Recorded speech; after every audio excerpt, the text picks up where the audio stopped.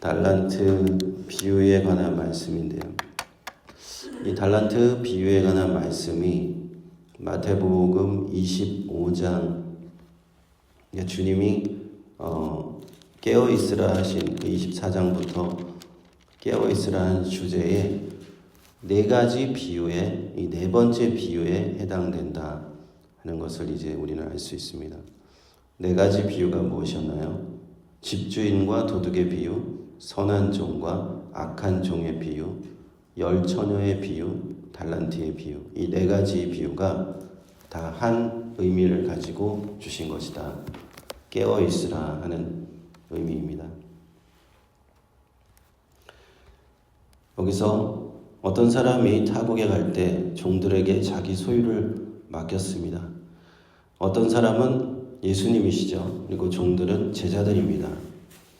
각각의 재능대로 달란트를 주고 떠나셨다고 하는데 1달란트는 600데나리온에 해당하는 돈으로서 한 데나리온은 일꾼의 하루 품삯이라고 알고 있습니다.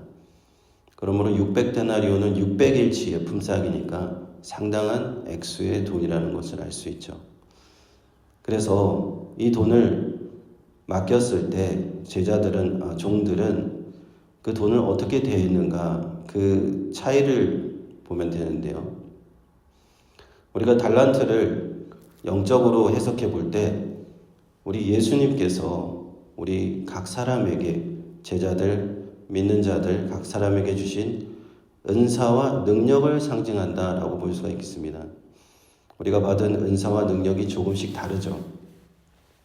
어떤 사람은 5달란트를 받은 것 같은 그런 은사와 능력이 있을 수 있겠죠. 어떤 사람은 2달란트가 있을 수도 있겠고요. 어떤 사람들은 1달란트라고 생각할 수 있습니다. 주님께서 이렇게 달란트를 나누어 주신 것은 그 사람에게 맞게, 형편에 맞게 나누어 주신 것이죠.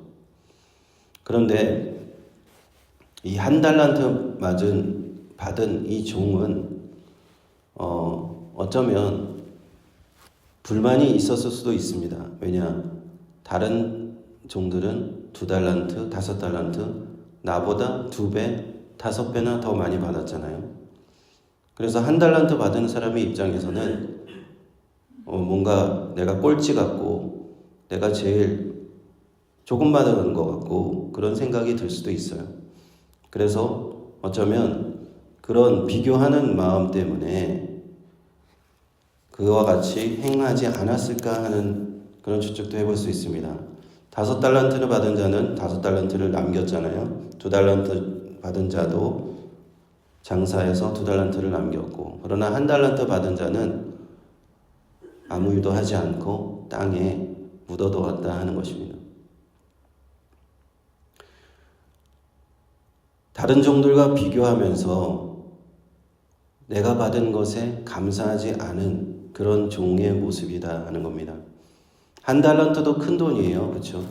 600일치 노동자의 일당이라 하면 큰 돈인데 큰 액수임에도 불구하고 자신보다 더 많이 받은 2달란트, 5달란트 받은 종들과 비교하다 보면 마음에 시기와 질투의 마음이 생길 수도 있고 자꾸 비교의 마음이 생길 수도 있어서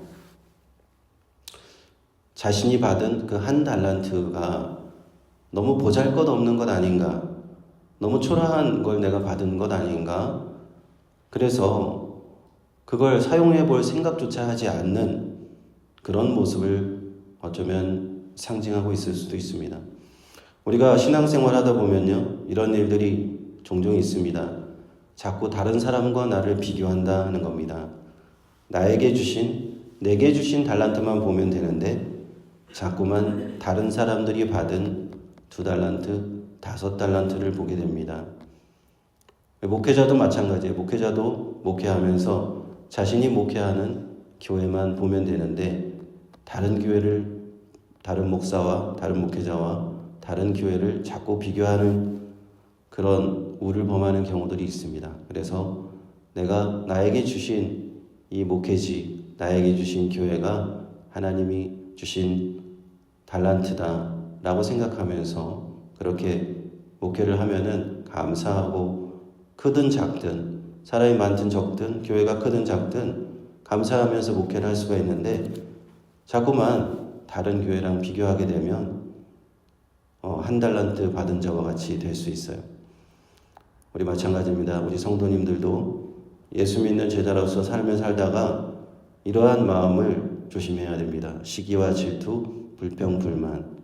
다른 사람들은 왜 저렇게 하나님이 축복하시고 저런 능력도 주시고 저런 은사도 주셨는데 왜 나는 이렇게밖에 주지 않으셨는가 하고 생각할 수 있어요. 당연히 그렇게 생각할 수 있지만 오늘 말씀에서 주님께서는 말씀하십니다. 그 한 달란트 받은 것도 하나님께서 우리에게 맡기신 은사와 능력이다라는 겁니다. 그래서 어쨌든 이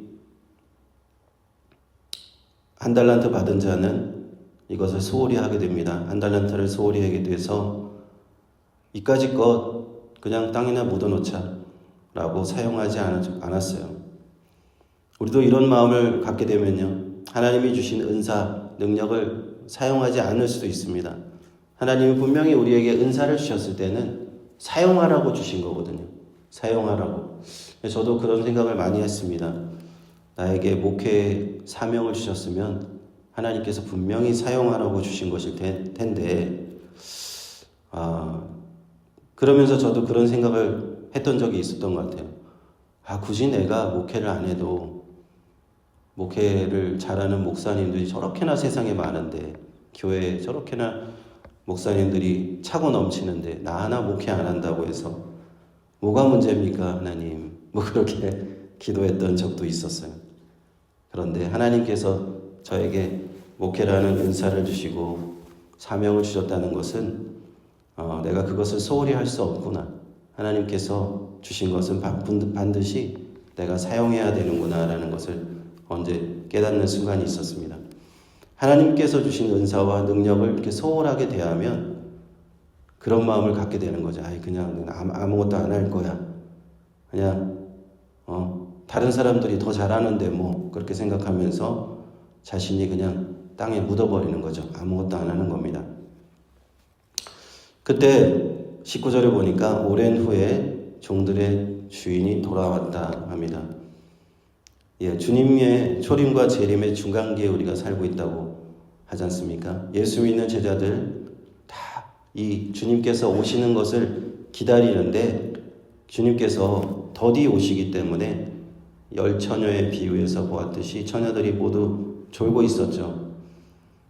마치 우리가 이런 사람들과 같아서 우리 신앙생활이 어떻게 보면은 이렇게 게을러질 수 있는 겁니다. 주님께서 약속하시는데 그것을 믿고 붙잡고 가다가도 열심을 내어서 가다가도 이렇게 열심히 좀 식어질 때도 있고 또 다시 또 회복하고 그렇기도 하는데요. 어쨌든 주님께서 마지막에 다시 돌아오셨을 때 달란트에 비유해서 보니까 상급을 주신다 하는 겁니다.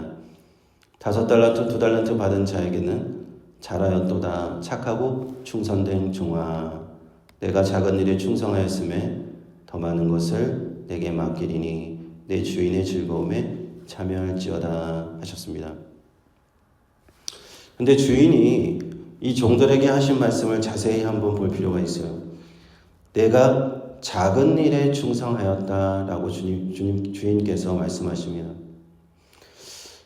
그 한 달란트 받은 사람의 관점으로 보면요, 5달란트, 2달란트 맡아서 사명을 감당한 것 되게 큰일 같아요. 그런데요, 주인은 와서 그들에게 작은 일에 충성했다고 말합니다. 저는 여기에 한 말씀의 포인트가 있다고 생각이 들어요.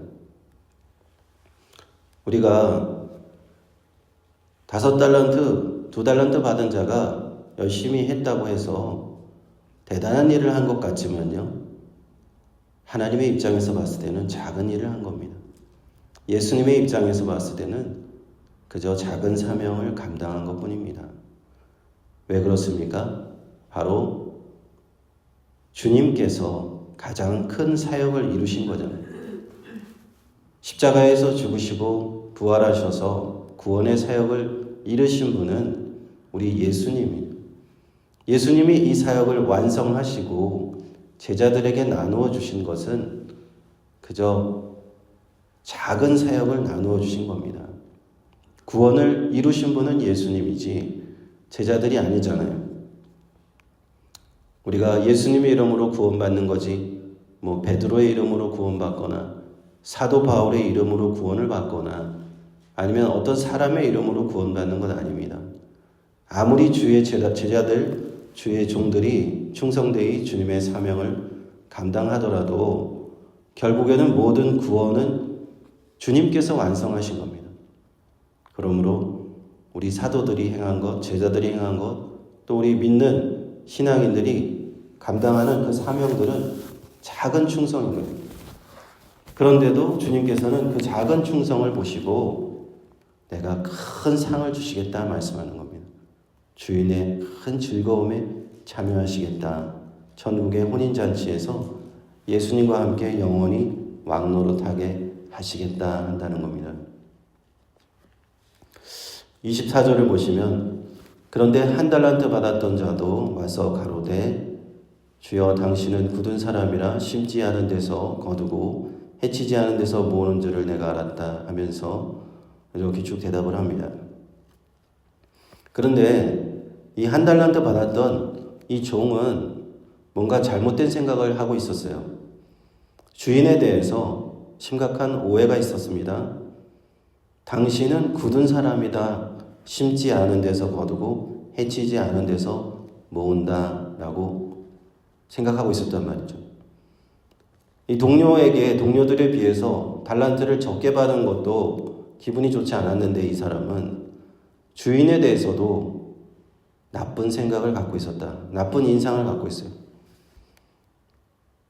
주인이 달란트를 주고 그저 종들에게 힘들게 부려먹는 그런 악한 주인으로 생각했다 하는 것입니다. 결론적으로요, 이 종은 주인에 대한 믿음과 신뢰가 전혀 없는 종이었습니다. 주인이 자신에게 맡긴 사명에 대해서 괜시리 나를 힘들게 하는 그런 주인으로 오해하고 있었다는 겁니다. 주인은 이 한 달란트를 맡기고서 그가 충성되이 사명을 감당하는지를 보고 나서 그 다음에 더 큰 상급을 주시려고 하는 그런 계획을 갖고 계셨는데, 그런데 이 한 달란트 받았던 종은 완전히 주인을 오해하고 있었다는 겁니다. 우리 예수 믿는 그리스도인들도요, 예수님을 믿고 따를 때, 이 제자도의 길을 갈 때 주님을 이처럼 오해해서는 안 됩니다.